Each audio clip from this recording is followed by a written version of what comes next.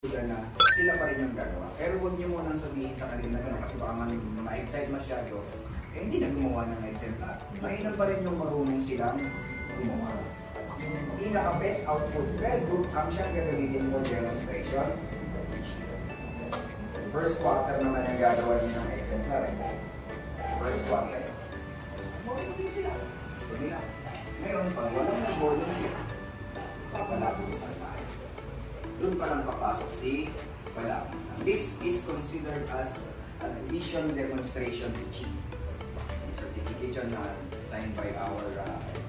Ibig sabihin nun, pwede niya itong gamitin. Later. So yun mga Mars, so day 3 na ng Matatag Seminar. Nandito na kami sa classroom for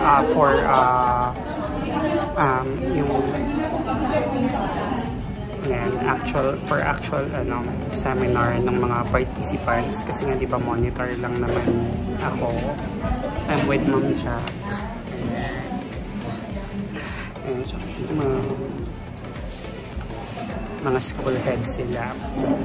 So pabulong lang tayo kasi nga ongoing yung actual seminar nila. Hi ma'am, shout out po. Shout out po sa ating mga guro sa Bundukan Elementary School, Bukawe District. Hi! Ayan, nag-shout out si ma'am. Ganyan sila ka-cool. Ang humble nila. Thinking ng mga school head sila pero very approachable. Ayan, hindi ka mailang, mga friendly, and matatalino. Matatalino sila. So later mga Mars, pabulong lang.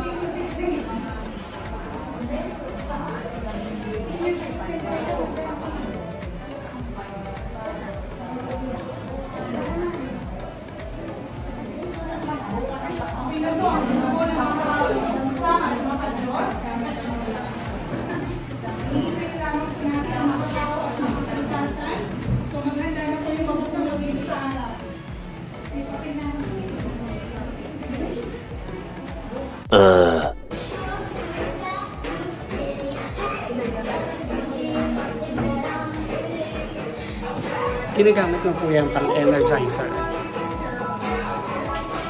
Hi ma'am. Hi sir.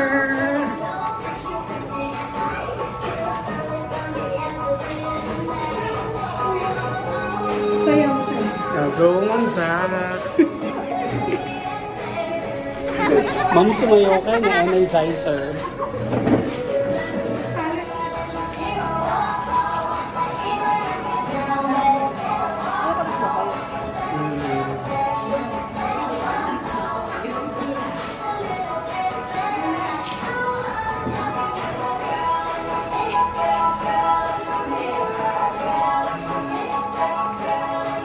A few moments later. Pinagura ay yung nasa banda, taas, likuran, at kung anong quarter. So bakit sinilagay yun? Nakalagay yun para nakikita namin at ng mga iba kang magbe-benchmark sa inyo kung nasaan quarter na kayo. Baka mamaya nag-observe ka ng master teacher. I-repeat mo yung lagi mong lesson, hindi na pala yun. So mahalaga na nakita dyan. Diba? Kasi, ayun sabi, matuhuli. Hindi ganun. Okay.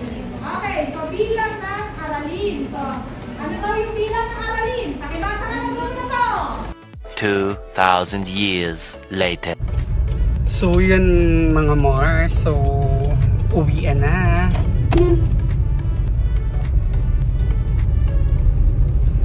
Ayan. Uwian na. Kaya lang, masaya uwian na. Kaya lang umuulan. Look oh. Kahapon di tayo nakapag-coffee.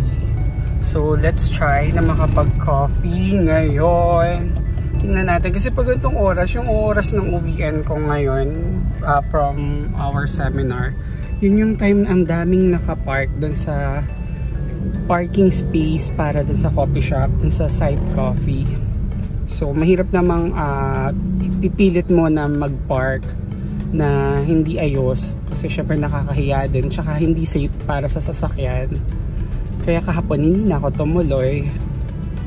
Nakakapanlata kasi di ba sabi ko nga sa inyo before 7 yung pasok namin, tapos ayan, ngayon maaga-aga kasi it's just 5 PM. It's only 5 PM pero I'm on my way now to go home. I'm on my way now to, you know, yes, tama naman, di ba? I'm on my way to, ano ba? Ayan, hindi makapag-isip mga Mars. So, sige, OTW na lang para walang problema. Ayan, medyo nahinto tayo dito kasi kanto.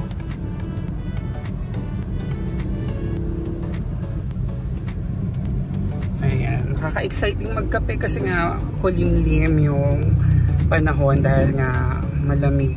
Alam niyo yung madilim, parang hindi 5 PM lang, parang it's as if parang past 6 PM na. Ayan.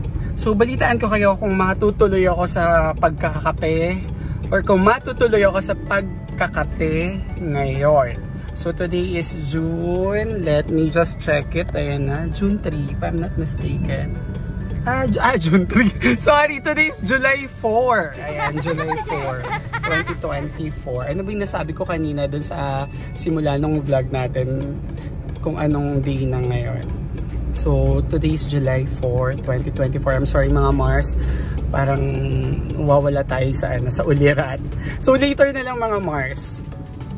So yan mga Mars, naka-traffic pa rin tayo dito kasi nakanto palabas. Hindi ko alam, na-observe ko talaga pag may traffic enforcer, mas maano yung traffic. Pag yung wala sila, nagbibigayan naman. Yun yung observation ko ha. Nako, wala akong dyan, wala akong ibig sabihin.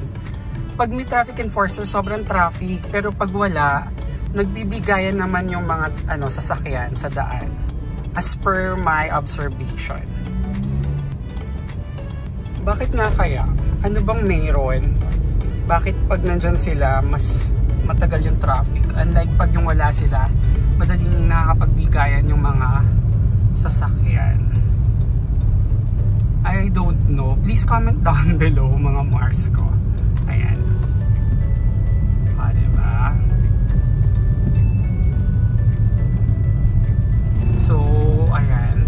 Punta sana makasingit tayo dun sa parking lot, dun sa coffee shop. Namimiss ko na rin yung rakape. So, bahala na kung kailan tayo makakapagkape. Kasi dun din hirap din ako sa parking sa rakape mga Mars. Kasi nga doon naman, gilid na gilid ng daan. So, basta bahala na. So, balitaan ko kayo later. So, tingnan natin kung may space sa rakape. Pero kasi may imimit din akong friend. So, ayan, puno din. So, ayan, medyo puno. Madudulo na tayo sa tapat ng gate nung may bahay doon. So, tingnan natin. So, last option ay ang side coffee. Pero first choice ko talaga siya kasi nga, gawa nga na may imimit tayong friend na medyo may pinagdadaanan. So yan, malapit na tayo sa side coffee. Deserve naman nating i-treat ang ating sarili after a long day ng isang masarap na hot coffee. Mag-hot coffee tayo kasi nga it's raining. It's been raining in Manila. So ayan, malapit na. Nakita niyo ba? So later. So nandito na tayo mga Mars. Ayan, nakapag-park naman tayo. Sana lang walang mag-park sa likod kasi ang hirap. Hindi mo alam kung saan sila tatawagin. Pero sadyang may mga ganun talaga na magpa-park di may iwasan. So sana lang wala para pag-uwi tayo tuloy-tuloy. Umuulan pa rin mga Mars pero bibilisan ka na lang yung pagpanik ng sa hagdan. Nakikita niyo ba yung hagdan? Ayan. So tara, kape na tayo. Kaping-kape na. A few moments later. So mga Mars, nandito na ako sa coffee shop. Tapos nandito si Miss BG. Siya ngayon yung tao. Siya yung owner. Napakaganda niya. Tapos ang bait-bait niya. Tapos, binigyan niya tayo ng complimentary cake. Pero nag-order ako ng hot Spanish latte. Tapos, ayan, may patubig din. Ganyan sila magmahal dito sa Side Coffee. Ang ganda talaga ni Miss BG, oh. Ay, hindi pala nasusum. I'm trying to zoom it, pero ano. Ayan. So, inaantay ko lang yung Spanish latte natin para makapag-kape-kape na tayo.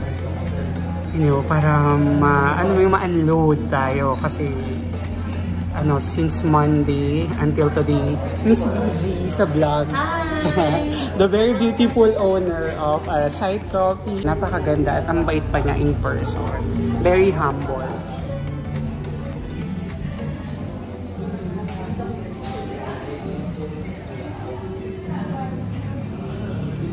Later. So yun na nga mga Mars, alam nyo kung sinong nag-join sa akin sa pagkakape. Diyos ko naman, na-starstruck ako. Ayan, the owner, the very beautiful, napaka-humble. Ang dami na namin napagkwentuhan. Actually, kanina pa kami siguro mag-isang oras na. Na-storbo na natin si Miss BG. Alam mo yun, talagang kung narinig nyo, kaya lang hindi naman para i-share, talagang mahihipo yung inyong, katulad ko, may na-realize ako na dapat pala hindi ganito, dapat ganito. So, ganun. Miss BG, thank you very much. Ayan, nice meeting you.